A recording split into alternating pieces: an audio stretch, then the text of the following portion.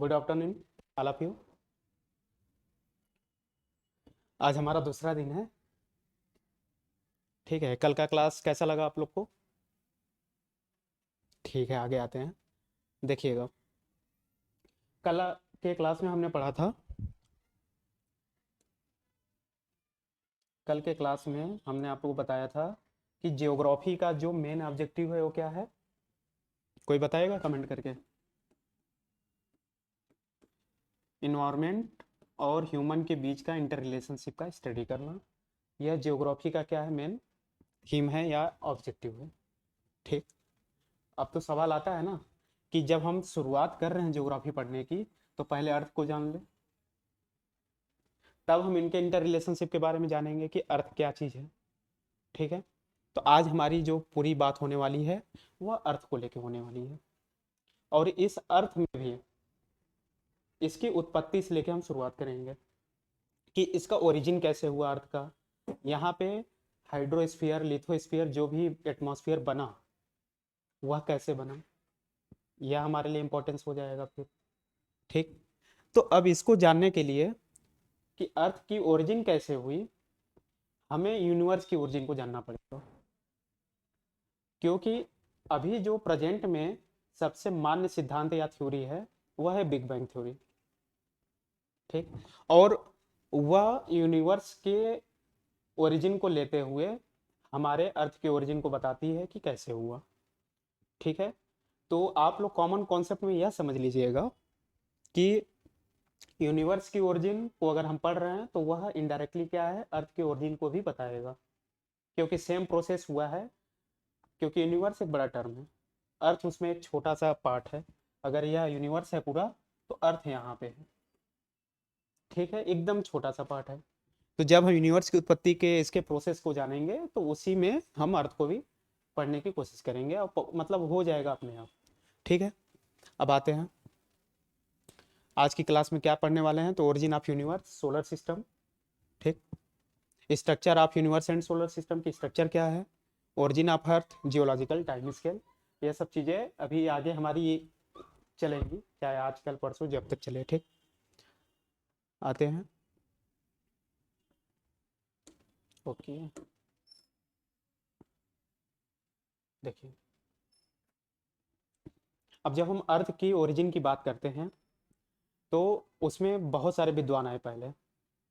तो उसमें किसी ने यह माना कि हमारा ओरिजिन बना है वह एक तारे से या एक सिंगल स्टार से बना है। किसी ने बोला कि नहीं, डबल स्टार से बना है। ठीक है। तो जिन्होंने यह माना, सिंगल बताएंगे अभी हम कि सिंगल और डबल स्टार में क्या फर्क है। वैसे आप लोग को उतना नहीं जानना है, जितना जरूरत है मैं उतना बताऊंगा आपको। ठीक है, आप लोग घबराइए मत। देखिए, जिन्होंने माना उसको दो पार्ट में बांटते हैं कि अर्थ की ओरिजिन कैसे हुई। एक प्राइमरी हाइपोथेसिस, दूसरा मॉडर्न थ्योरीज। प्राइमरी वालों को दो पार्ट में बांटते हैं कि सिंगल स्टार थ्योरी, कि एक तारे से किन्होंने माना। ठीक।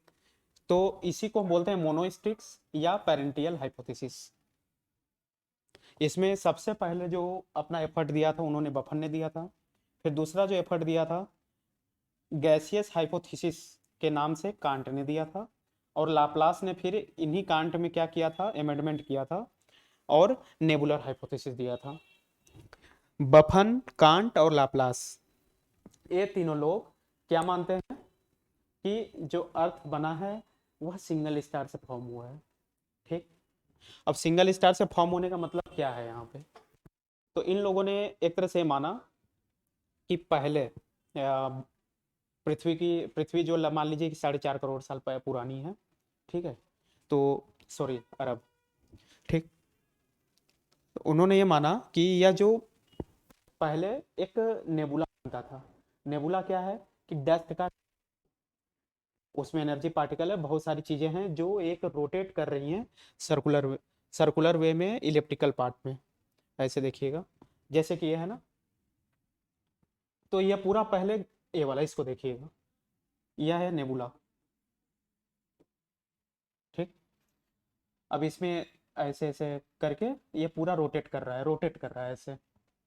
तो इसके जो छोटे छोटे पार्टिकल आपको यहाँ पे दिखाई दे रहे हैं, जैसे ये टकरा टकरा के एक होते गए और 9 पार्ट में बने, मतलब इन्होंने 9 बॉडी फॉर्म की मिल के, तो वो 9 प्लेनेट बन गए। पहले नहीं 9 ही प्लेनेट माने जाते थे, ठीक है, अब 8 के नाम लेते हैं। तो उन्होंने बताया था जैसे कांट ने, और जो बाकी गैस बचा था वह सन बन गया, ठीक है। तो ऐसे ही कॉन्सेप्ट चलते थे, हमें इसमें डिटेलिंग नहीं जानी है, इसलिए मैं इस चीज़ को यहाँ स्किप कर रहा हूँ कि लाप्लास ने क्या कहा और फिर चेम्बरलिन ने क्या कहा, जेम्स जेफरिस ने क्या कहा, ठीक है। तो वहाँ पे कांट ने माना, आपको बस इतना याद रखना है, सिंगल स्टार फॉर्मेशन और 2 स्टार से फॉर्मेशन। और यह भी नहीं पूछेगा आपसे, यूपीएससी में तो नहीं पूछेगा, पीसीएस में आ सकता है, ठीक। अब प्राइमरी हाइपोथेसिस में 2 स्टार या बाइनरी पैरेंटल हाइपोथेसिस किसने दिया, तो चैम्बरलिन ने प्लेनेटिसिमल हाइपोथेसिस के नाम से दिया, जेम्स एंड जेफरीज ने टाइडल हाइपोथेसिस के नाम से दिया, जिसमें उन्होंने फिलामेंट शब्द का यूज किया था, ठीक है। और ऑटो स्मिथ ने इंटरस्टेलर डस्ट हाइपोथेसिस के नाम से दिया था। एक तारे से बनने वाले विद्वानों को और उनके सिद्धांतों के नाम को आपको याद रखना है, 2 तारों से बनने वाले विद्वानों के नाम, और उन्होंने कौन सा थ्योरी दिया उसको याद रखना है, बाकी इसके अंदर आपको नहीं जाना है, ठीक है। और बाकी आप एनसीईआरटी पढ़ेंगे तो थोड़ी बहुत आपको नॉलेज मिल जाएगी, उससे ऐड कर लीजिएगा आप लोग। अगला है मॉडर्न थ्योरीज। मॉडर्न थ्योरीज में सबसे जो मान्य सिद्धांत है वह है बिग बैंग थ्योरी, ठीक है। अभी हम इसी को एक्सेप्ट करते हैं और इसी के बेस पे हम अर्थ की ओरिजिन को देखेंगे, सोलर सिस्टम की ओरिजिन को देखेंगे, ठीक है। लेकिन बिग बैंग के अलावा भी 2 थ्योरियां हैं जो मॉडर्न कॉन्सेप्ट में आती हैं। एक है होयल्स की स्टेडी स्टेट थ्योरी, होयल्स की स्टेडी स्टेट थ्योरी, और एलन गुथ की ऑसिलेटिंग यूनिवर्स मॉडल, ठीक। थ्योरीज का नाम विद्वान याद रखिएगा, अंदर जाने की जरूरत नहीं है, ठीक। आप लोग को कंट्रोल करना पड़ेगा खुद पे, अगर इस पे ही अगर लेक्चर दिया जाए तो वो लेक्चर इतना हो जाएगा कि आप लोग के लिए भारी पड़ने लगेगा, लेकिन क्वेश्चन आएगा नहीं इस पे, ठीक है। तो बुद्धिमानी इसी में है कि इसको यहीं पे स्किप कर दिया जाए। आते हैं लेमेटेयर्स। अब बिग बैंग थ्योरी जो एक्सेप्टेबल है हम उसको पढ़ेंगे, ठीक। लेमेटेयर्स की बिग बैंग थ्योरी, इसको जॉर्ज लेमेटेयर ने दिया था, ठीक। और जब इन्होंने लेमेटेयर ने दिया, लेकिन इसके प्रमाण किसने दिए थे, इसकी एविडेंस किसने दी थी, तो हब्बल ने दिया था, ठीक है। हब्बल ने इसके एविडेंसेस को दिया था, तो इसीलिए हम इसको हब्बल लेमेटेयर हाइपोथेसिस भी बोलते हैं, या बिग बैंग थ्योरी को ही हम एक्सपेंडिंग यूनिवर्स हाइपोथेसिस भी कहते हैं, ठीक। अब देखिए, अभी हम आपको पढ़ाते पढ़ाते आएंगे यहाँ पे, बिग बैंग थ्योरी आपको हम बताएंगे, ठीक है।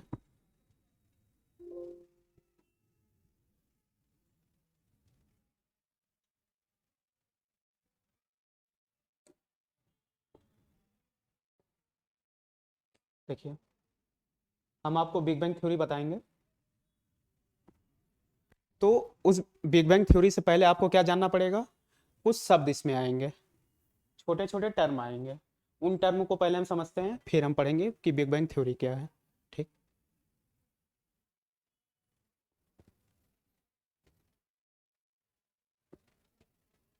देखिए,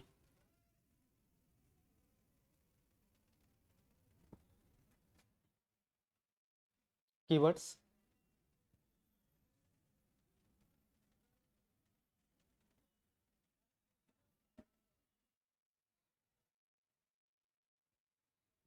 एक है ग्रेविटेशनल फोर्स, कि ग्रेविटेशनल फोर्स क्या है, ठीक। तो इसके बारे में आप लोग जानते होंगे कि अर्थ अपनी तरफ कुछ चीज़ों को अट्रैक्ट करती है, तो यहाँ पे हम अर्थ की बात नहीं करेंगे, यहाँ पे थोड़ा आपको फिजिक्स का ला लाना पड़ेगा, और वो फिजिक्स का ला क्या है,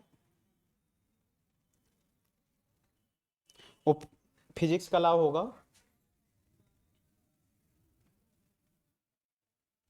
हम्म, एक मिनट,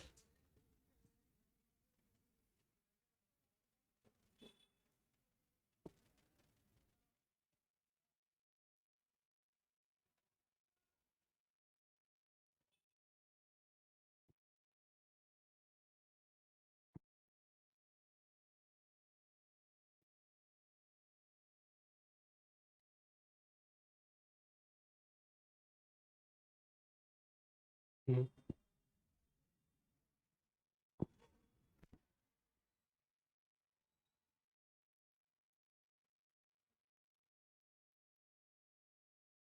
ठीक है।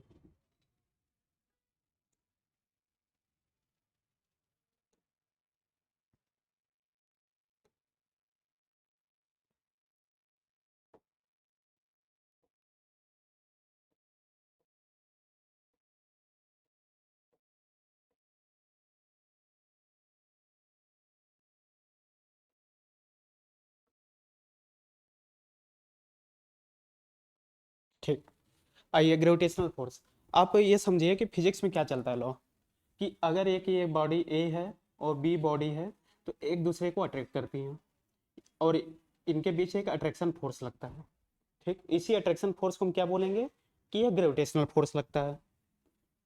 इन दोनों के बीच ग्रेविटेशनल फोर्स लगता है। ठीक, इन दोनों का अपना अपना एक ग्रेविटेशनल फोर्स है।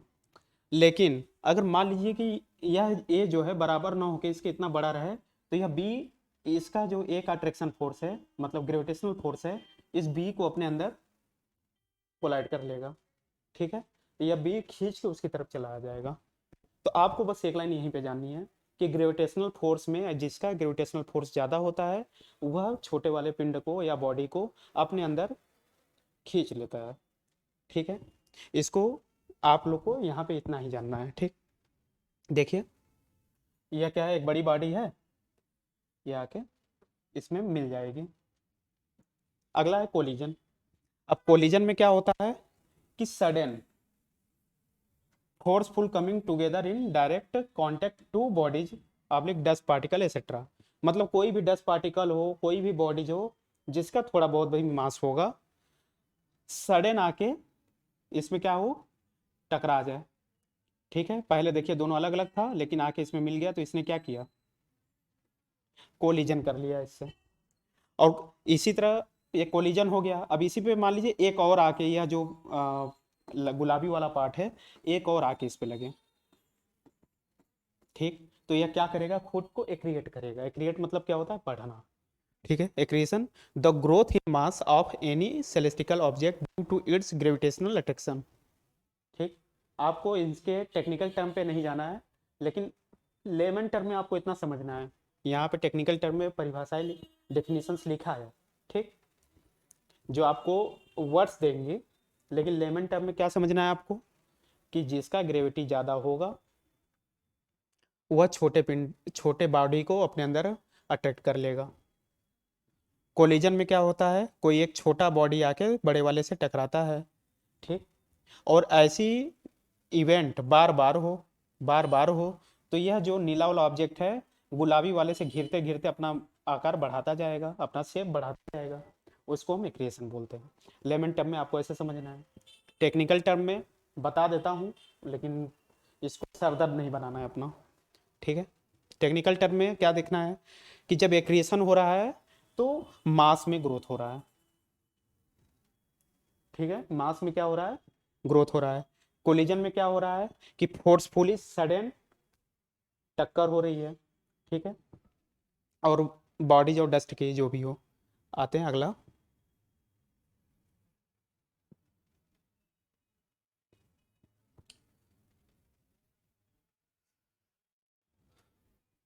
नेबुला। नेबुला मैंने आपको बताया था, यहाँ पे देखिए, nebula is a giant cloud.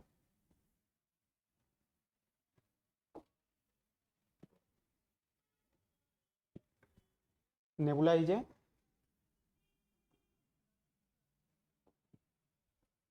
कहाँ गया,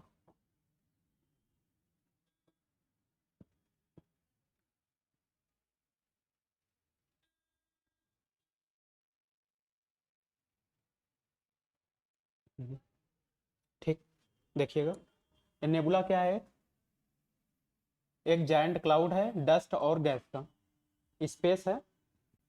स्पेस में डस्ट और गैस पार्टिकल वगैरह सब फैले हुए हैं। ठीक है, ऐसे समझ लीजिए, इस फिगर को आप देखिएगा।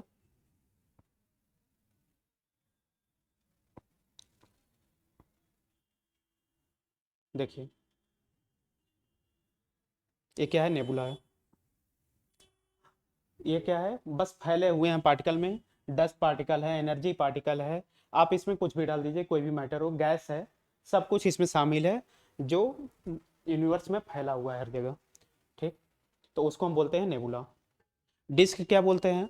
अब मान लीजिए कि यह जो नेबुला है इसमें कई पार्टिकल हैं, ये छोटा छोटा पार्टिकल है, ये है, ये है, ये है। ठीक, तो एक एक दूसरे से क्या करेंगे, टक्कर करेंगे। टक्कर करेंगे मतलब क्या करेंगे, कोलाइड करेंगे, कोलिजन करेंगे। कोलिजन के बाद क्या होगा, अगर और टक्कर करते गए तो उनमें एक रिएक्शन होगा। ठीक है, तो एक क्या करेंगे, इस पहले ऐसा स्ट्रक्चर में ये डेवलप होंगे, देखिएगा, देखिए, इसको देखिएगा आप, ये वाला पार्ट, ये वाला देखिएगा, ये क्या है, पहला ऐसे स्ट्रक्चर में बढ़ रहा है। ठीक है, और धीरे धीरे जब और टक्कर और कोलिजन और एक्रिएशन होता जाएगा तो यह एक ऐसे शेप में आ जाएंगे। ठीक है, और यही शेप आगे जाके बॉडी बनाएंगे, जो आपको आगे की पिक्चर्स में और बिग बैंग थ्योरी के बाद और क्लियर होगा। तो अभी आपको नेबुला समझना है कि नेबुला ये है जो क्लाउड है, गैसेस का, डिफरेंट डस्ट पार्टिकल का, एसेट्रा का। ठीक, और उसमें कोलिजन और एक्रीशन होता रहता है, और वह क्या है, ग्रेजुअली अपने आप को बॉडी की तरफ एक्रीशन होते होते एक बॉडी में कन्वर्ट करता रहता है, जो भी मटेरियल्स उसके अंदर है। ठीक है, आपको यहाँ पे बस इतना ही जानना है। ठीक, आगे आते हैं, सॉरी। और यही नेबुला डिस्क का फॉर्मेशन करता है due to aeration.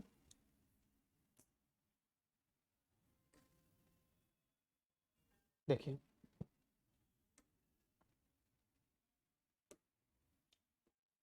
Due to accretion a disc like flow of gas, plasma, dust particles around any astronomical object.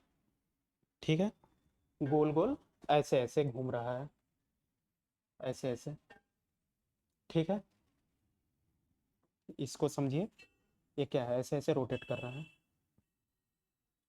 ठीक, तो इसको हम बोलते हैं डिस्क है। डिस्क क्या हुआ, एक्रीशन और कोलिजन के कारण जो नेबुला के पार्टिकल्स हैं वह एक शेप में घूमने लगते हैं।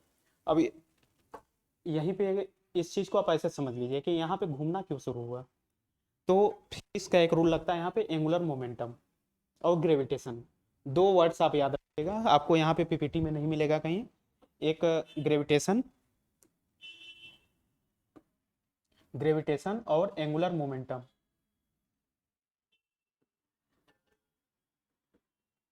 इसके कारण यह घूम रहा है।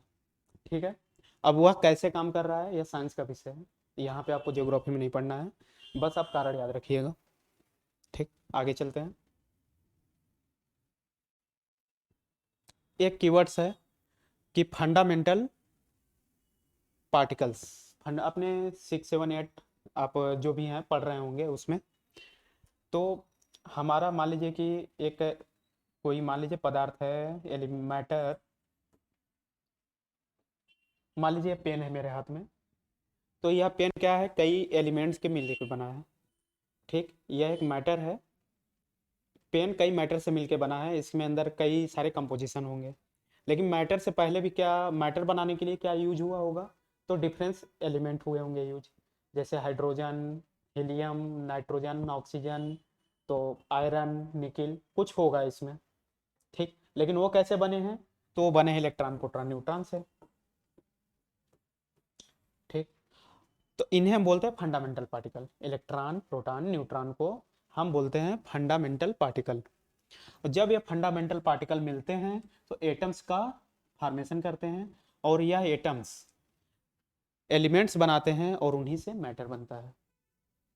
ठीक, बिग बैंग थ्योरी में एक लाइन आएगी जो हूबहू वहाँ पे लिखी जाएगी, लेकिन उसको समझाने के क्रम में मैं अगर ये बताऊं कि ये एलिमेंट क्या होते हैं तो दिक्कत महसूस होती है, इसलिए मैं पहले बता रहा हूँ कि fundamental particle, electron, proton, neutron मिलकर एटम्स बनाते हैं, एटम्स से एलिमेंट्स बनते हैं और एलिमेंट से मैटर बनता है। अब क्रिटिकल डेंसिटी क्या है, क्रिटिकल डेंसिटी ऐसे समझिए कि यह एक पॉइंट है या कोई एक मैटर है, इसकी जगह आप खुद को भी इमेजिन कर सकते हैं। ठीक है, यहाँ पे बहुत सारी मैटर्स, एनर्जी पार्टिकल चीजें आके इसको क्या है, बड़ा कर रही हैं।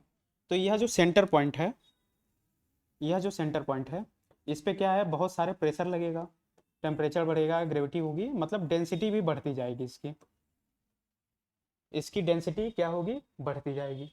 और इस डेंसिटी बढ़ने के बाद एक समय आएगा कि वह और डेंसिटी को नहीं बढ़ा पाएगा, ठीक है, और खुद में क्या करेगा, एक ब्लास्ट।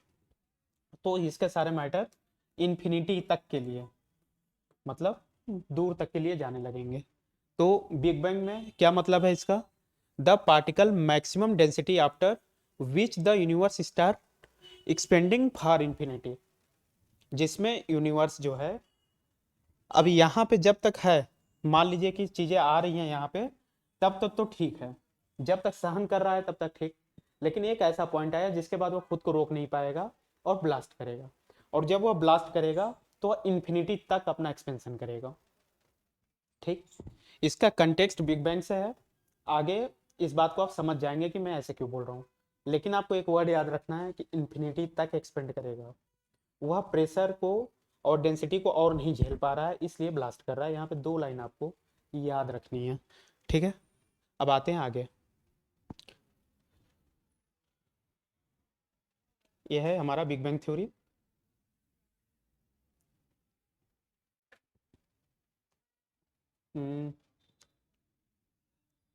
किनारे से पीपीटी कट चुका है, लेकिन आप लोग ध्यान में इस पे मत दीजिएगा, मेरी बातों को सुनिएगा, आपको समझ में आएगा पूरा, ठीक है।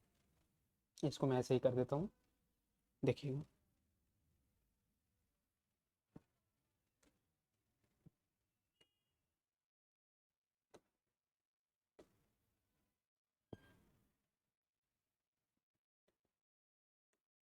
देखिए, बिग बैंग थ्योरी को पहले मैं एक सिंपल फॉर्म में आपको बता रहा हूँ कि आप बिग बैंग थ्योरी को सिंपली कैसे समझेंगे। पहले मैं एक कहानी की तरह एक स्टोरी टाइप में बता रहा हूँ, फिर हम इसके टेक्निकल पॉइंट्स को देखेंगे, ठीक। बिग बैंग थ्योरी को जॉर्ज लेमेटेयर ने दिया था। तो उन्होंने क्या माना बिग बैंग के लिए, तो उन्होंने माना कि हमारे यहाँ क्या है, यूनिवर्स है, सॉरी स्पेस, और स्पेस में कोई एक सेंटर होगा, स्पेस तो बहुत बड़ा है, ठीक। तो उस स्पेस में कोई एक सेंटर होगा, और उस सेंटर को उन्होंने नाम दिया पॉइंट ऑफ सिंगुलरिटी, ठीक। और वहां पे उस समय जब बिग बैंग की घटना हुई, तो उस समय बहुत सारे जो पदार्थ है वहां पे अवेलेबल थे पूरे स्पेस में हमारे यहाँ, वो क्या हुए, कंडेंस्ड स्टेज में थे। कंडेंस स्टेज का मतलब क्या है कि वह सॉलिड और लिक्विड के बीच की स्टेज में थे, एक तरह से प्लाज्मा और गैस की अवस्था में, ठीक। और वह उस पॉइंट ऑफ सिंगुलरिटी पे क्या हो रहे थे, कलेक्ट हो रहे थे, इकट्ठा हो रहे थे। क्यों इकट्ठा हो रहे थे, तो ग्रेविटी के कारण इकट्ठा हो रहे थे, ठीक।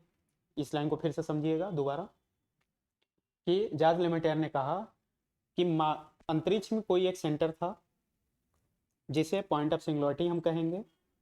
वहां पे कंडेंस स्टेज के जितने भी मटेरियल थे, या उस समय जितने भी मटेरियल अवेलेबल थे, कंडेंस्ड स्टेज में थे, जो प्लाज्मा जैसी होती है, गैसियल स्ट्रक्चर जैसी होती है, वहां पे कलेक्ट हो रही थी, ठीक। अब उस कलेक्शन से उसका ग्रेविटी बहुत मैक्सिमम बढ़ने लगा, प्रेशर उस पर बढ़ने लगा, डेंसिटी बढ़ने लगा, और एक फायर बॉल का निर्माण हुआ। फायर बॉल का फॉर्मेशन क्यों हुआ, क्योंकि उसके अंदर हाइड्रोजन और हीलियम जैसे बहुत सारे फ्यूजन और फ्यूजन रिएक्शन हो रहे थे, ठीक है। उसके अंदर बहुत सारे फ्यूजन और फ्यूजन रिएक्शन हो रहे थे, और फिर वह ब्लास्ट करता है क्रिटिकल, ठीक। अब हम देखते हैं फिर से, देखिएगा। Universe condense state of size of an atom centre of space called point of singularity, ठीक है। देखिए, ये पॉइंट आपको दिख रहा है, यहाँ पे एक सफेद कलर का पॉइंट है यहाँ पे, तो यह है स्पेस का सेंटर, यहाँ पे ये है। इसको इन्होंने क्या माना कि यह स्पेस का सेंटर है, ठीक। यहाँ पे energy particle, lights, dust, gas, जो भी कंडेंस स्टेज की में उसमें उपलब्ध थी सारी यहाँ पे आने लगी। और जब यहाँ पे आने लगी तो इसका ग्रेविटी क्या हुआ, मैक्सिमम हुआ, प्रेशर क्या हुआ, मैक्सिमम हुआ, और डेंसिटी क्या हुआ, बहुत ज़्यादा बढ़ा। ठीक। और एक फायरबॉल का निर्माण हुआ। क्यों हुआ, तो इसके अंदर फ्यूजन और फ्यूजन जैसी रिएक्शन चल रही थी। ठीक। जैसे प्रोटॉन और नाइट्रोजन मिलके हाइड्रोजन बनाने लगे, हाइड्रोजन और हाइड्रोजन मिलके हीलियम बनाने लगे, तो ऐसी क्रियाएं इसके अंतर्गत हो रही थी इस फायरबॉल में। ठीक। अब कंटिन्यूअस इसमें जब इकट्ठा हो रहे थे यहाँ पे सारे मैटर, इस तरह इकट्ठा हो रहे हैं, यहाँ पे इकट्ठा हो रहे हैं, तो क्या होगा, यहाँ पे कोलिजन और एक्रेशन होगा। और इस कोलिजन और एक्रेशन से उसके क्रिटिकल डेंसिटी पे वह पहुंचेगा, सेंटर सेंटर यहाँ पे पहुंचेगा, और उस फायरबॉल में क्या होगा, विस्फोट होगा। ठीक है, इतना आपको समझ में आया होगा कि पॉइंट ऑफ सिंगुलरिटी पे चीजें आने से ग्रेविटी मैक्सिमम हुआ, डेंसिटी मैक्सिमम हुआ, और फायरबॉल बना, विस्फोट हुआ। ठीक। और इसी विस्फोट को हम कहते हैं बिग बैंग। यह जो विस्फोट हुआ क्रिटिकल डेंसिटी के बाद, इसको हम क्या कहते हैं, बिग बैंग। अब ध्यान से देखिए इस स्ट्रक्चर को।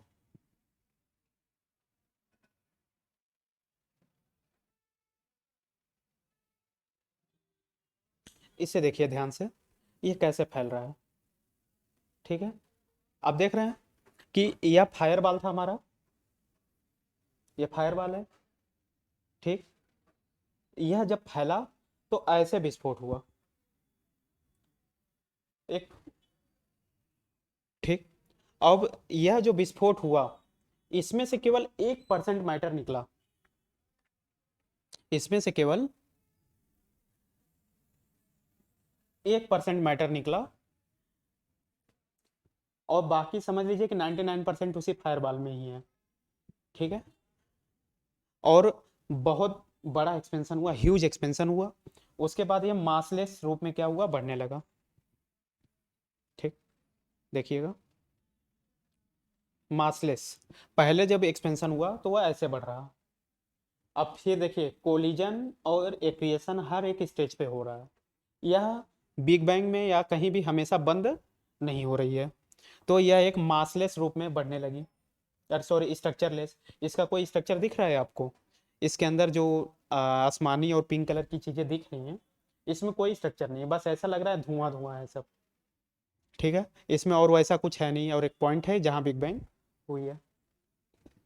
अब आगे देखिएगा, तो 1 सेकेंड, सॉरी, एक्सपेंशन जो है, एक्सपेंशन हुआ और केवल 1% मटेरियल बाहर निकला। और यह एक्सपेंशन क्यों हो रहा है, बिग बैंग की घटना से। और बिग बैंग क्यों हुआ, क्रिटिकल डेंसिटी से। तो क्रिटिकल डेंसिटी जब मैंने आपको बताया था, तो मैंने बताया था ना कि जो मैटर्स होंगे वह इंफिनिटी के लिए ट्रेवल करेंगे। ठीक, जो क्रिटिकल डेंसिटी मैंने बताया था आपको, वहां पे मैंने बताया था कि क्रिटिकल डेंसिटी पे जब विस्फोट होगा, जो उसके मान आएगा, क्रिटिकल डेंसिटी के कारण जो विस्फोट होगा तो इंफिनिटी तक जाएगा। तो इंफिनिटी तक वो जा रहा है। ठीक। अब बिग बैंग यहां पे हुआ था। ठीक है, इंफिनिटी के लिए विस्तार हुआ, ह्यूज एक्सपेंशन हुआ।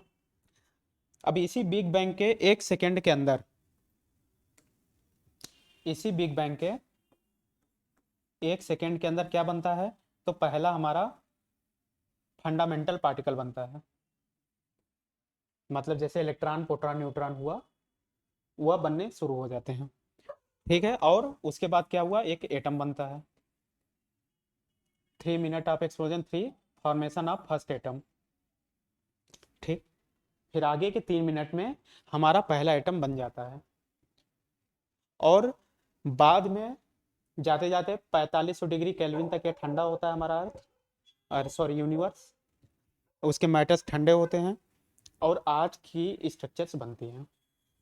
ठीक, अब फिर से यहाँ पे देखिएगा चीज़ों को, इसे एक बार आप समरी वे में फिर से देखिएगा।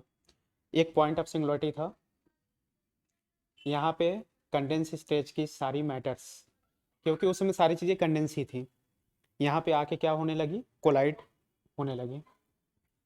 ठीक, कोलाइड हुई, एक्रिएशन भी हुआ यहाँ पे, जिससे इसका ग्रेविटी, टेम्परेचर, प्रेशर सारा चीज़ मैक्सिमम हो गया। क्रिटिकल डेंसिटी पे पहुंचने के बाद इसमें विस्फोट होता है, और इस विस्फोट से 1 सेकेंड बाद, 1 सेकेंड के भीतर क्या बनता है, तो पहले फंडामेंटल पार्टिकल का निर्माण होता है, जैसे इलेक्ट्रॉन, प्रोटॉन, न्यूट्रॉन और भी जो होते हैं वो सारे बनते हैं, और अगले 3 मिनट में पहले एटम का निर्माण होता है। ठीक है, अब और आगे भी यह जो एक्सपेंशन हुआ है, इसके पदार्थों में कोलिजन और एक्रीशन होता रहता है। इस कोलिजन और एक्रीशन से अब क्या हुआ कि हमारी आज की जो स्ट्रक्चर है यूनिवर्स की, वह हमें मिलती है। अब आज की स्ट्रक्चर क्या है, इसको हम देखते हैं। ठीक है,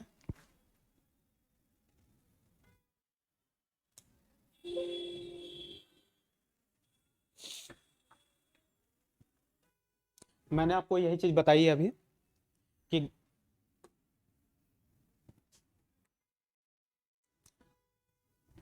मैंने आपको आज यही चीज बताई है अभी, कि क्या बताया, कि all matters, dust and gas particle present in nebula, कि जब विस्फोट हुआ तो नेबुला के रूप में क्या हो गए, प्रेजेंट हो गए। विस्फोट होने के बाद जो फैला वह नेबुला के रूप में प्रेजेंट हुआ। अब फिर क्या हुआ कि इनमें ग्रेविटेशनल एक्यूमुलेशन हुआ, ग्रेविटी के कारण ये एक्यूमुलेट होने लगे एक जगह, और इनमें कोलिजन भी हुआ, और फ्यूजन हुआ मैटर्स में, और एक्रेशन हुआ, और डिस्क लाइक स्ट्रक्चर बना। ठीक, तो मैंने आपको नेबुला भी पहले बताया था, डिस्क लाइक स्ट्रक्चर भी बताया था क्या हुआ। अब ग्रेजुअली गाट स्ट्रक्चर इनटू बॉडी, अब क्या है कि ये धीरे धीरे कोलाइड करते जाएंगे और एक बॉडी का निर्माण करेंगे, और ऐसे कई सारी बॉडियां बन सकती हैं। ठीक, और continuously this process happening and we found present model of universe. और हम आज के मॉडल को क्या है पाते हैं। अब आज का मॉडल क्या है, इसको देख लेते हैं, देखिएगा। एक सीक्वेंस में मैंने फिगर्स को लगाया है, इन फिगर्स को मैंने एक सीक्वेंस में लगाया है कि बिग बैंग की घटना हुई, एक्सपेंशन हुआ गैसियस रूप में, फिर क्या हुआ, ग्रेविटेशनल एक्यूमुलेशन हो रहा है यहाँ पे, ग्रेविटेशनल एक्यूमुलेशन से कोलिजन हुआ और एक्रीशन होना शुरू हुआ। ठीक, और यह चल रहा है प्रोसेस। 3 चीजें बताई, ग्रेविटेशनल एक्यूमुलेशन, कोलिजन, एक्रिएशन, यह वर्ड से ही आपको कहीं भी ध्यान देने हैं। अब यह होते होते अब डिस्क लाइक स्ट्रक्चर में घूमने लगे, फिर हमारी क्या बनती है, गैलेक्सी बनती है। यह डिस्क लाइक स्ट्रक्चर में घूमने लगे, फिर क्या बनी, गैलेक्सी। अब इस यह गैलेक्सी में क्या है, बहुत सारे स्टार हैं और नेबुला है। गैलेक्सी बड़ी नहीं है, उसी नेबुला में ही एक जगह गैलेक्सी का फॉर्मेशन हो गया, जो डिस्क लाइक स्ट्रक्चर में घूम रही है। इसमें क्या है, हजारों स्ट्रक्चर्स हैं, मिलियंस स्ट्रक्चर्स हैं गैलेक्सी के। इसमें यह जो एक चीज है, ऐसी मिलियंस इसमें है। ठीक है, और इसका एक पार्ट मान लीजिए ए वाला, यह वाला जो पार्ट है मैंने यहाँ पे दर्शाया है, तो मतलब ऐसे बिलियंस कई चीजें इसमें होंगी जो इस फॉर्म में होंगी। ठीक, और यह बाद में फिर क्रिएट करते करते क्या बनाए, बॉडीज बनाए, और इसी बॉडी से आज जैसे हमारा सोलर सिस्टम है, आप ये फिगर हमेशा जगह जगह देखते होंगे। ठीक, ये भी देखिए, ये डिस्क लाइक ही लग रहा है कि नहीं, देखिए जैसे यह डिस्क लाइक है वैसे ये भी लग रहा है। ठीक, लेकिन क्या है, यहाँ पे आपको कोई भी एक सेफ स्ट्रक्चर नहीं दिख रहा है, जैसे यहाँ पे है, यह स्ट्रक्चर यहाँ पे नहीं दिख रहा है, यहाँ पे नहीं दिख रहा है, यहाँ नहीं दिख रहा है, यहाँ नहीं दिख रहा है। ठीक, तो यह स्ट्रक्चर कैसे बने, तो हर एक स्टेज पे 3 चीजें चल ही रही हैं, एक ग्रेविटेशनल एक्यूमुलेशन, कोलिजन और एक्रिएशन, ये 3 चीजें चल ही रही हैं हर जगह, और वो मिल के एक बॉडी का निर्माण कर रहे हैं, तो फिर हमारा आज जैसा स्ट्रक्चर पता चल जा रहा है। ठीक, अब इसी का एक, यह जो सिस्टम है इसी को आप ऐसे समझिए कि मान लीजिए कि बिग बैंग की घटना यहाँ पे हुई, मान लीजिए बिग बैंग की घटना यहाँ पे हुई। ठीक। अब बिग बैंग की घटना से बहुत सारे एक्सपेंशन हुए, और उस एक्सपेंशन में हमारा जीसीए काम कर रहा है, ग्रेविटेशनल एक्युमुलेशन, कोलिजन और एक्रिएशन। ये तीन चीजें काम कर रही हैं। तो जगह जगह क्या हुआ, ऐसे पैचेज बन गए। देखिएगा इसमें भी ध्यान से, इसे ध्यान से देखिएगा। देखिए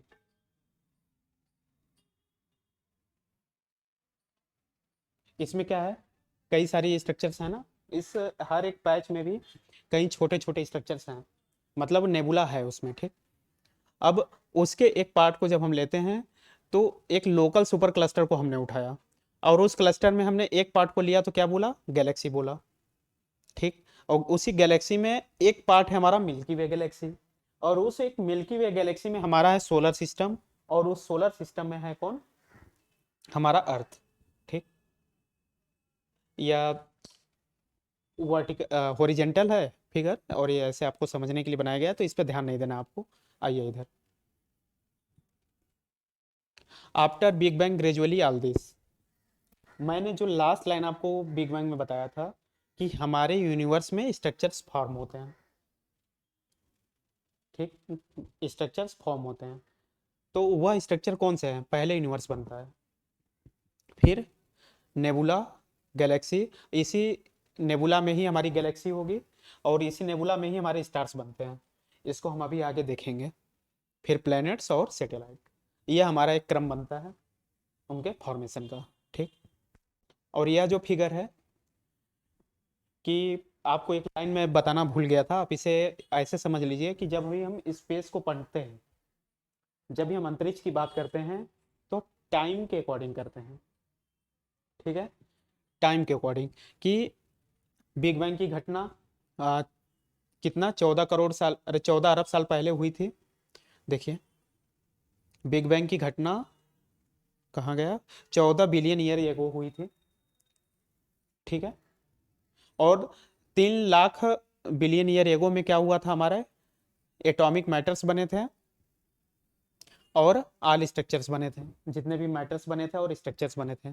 तो इस चीज़ को ध्यान रखिएगा कि जब हम स्पेस पढ़ते हैं तो टाइम के अकॉर्डिंग बात करते हैं। तो मैंने आपको अभी जो फिगर पीछे बताया, आप इसे समझिएगा थोड़ा।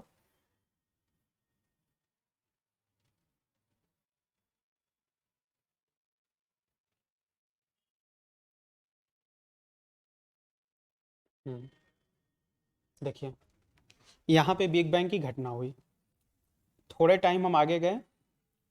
ठीक है, तो थोड़े टाइम आगे गए तो फिर यहाँ पे क्या बनता है हमारा, ऐसे देखिएगा, ये सब छोड़ दीजिएगा बीच में, इसके पीछे आप मत पड़िएगा। बिग बैंग की घटना हुई, पहले 1 सेकेंड के अंदर हमारे क्या बने, इलेक्ट्रॉन, प्रोटॉन, न्यूट्रॉन बने, मतलब फंडामेंटल पार्टिकल बने। उसके 3 मिनट बाद, बिग बैंग के 3 मिनट बाद क्या बने, उसके अंतर्गत 3 मिनट से पहले या उसके भीतर हमारा पहला एटम बना। फिर 3 लाख अरब साल पहले क्या हुआ, हमारे एटॉमिक मैटर्स का निर्माण हुआ। फिर एटॉमिक मैटर्स मिलके क्या किए, हमारे जो स्ट्रक्चर्स हैं, सोलर सिस्टम है, आकाशगंगा है, इन सब का वो फॉर्मेशन करते हैं। ठीक है, तो आज की क्लास को हम यहीं रोकते हैं। अब फिर इसके आगे हम जो भी हमारे यूनिवर्स के पार्ट है, जैसे ये सब सारी चीज़ें हैं, इनको बारी बारी हम दो दो तीन तीन लाइन देखेंगे। उसके बाद हम आज के अर्थ पे आ जाएंगे कि हमारा इन्वायरमेंट कैसे बना, हमारा फोटोसिंथेसिस कैसे स्टार्ट हुआ, इन सब चीज़ों को हम देखेंगे। फिर हम अर्थ के इंटीरियर पे चलेंगे। तो अभी अर्थ के इंटीरियर पर जाने से पहले आधे एक घंटे की और आपकी क्लास रहेगी। ठीक है, और ठीक है, आज के लिए रहने देते हैं। Thank you.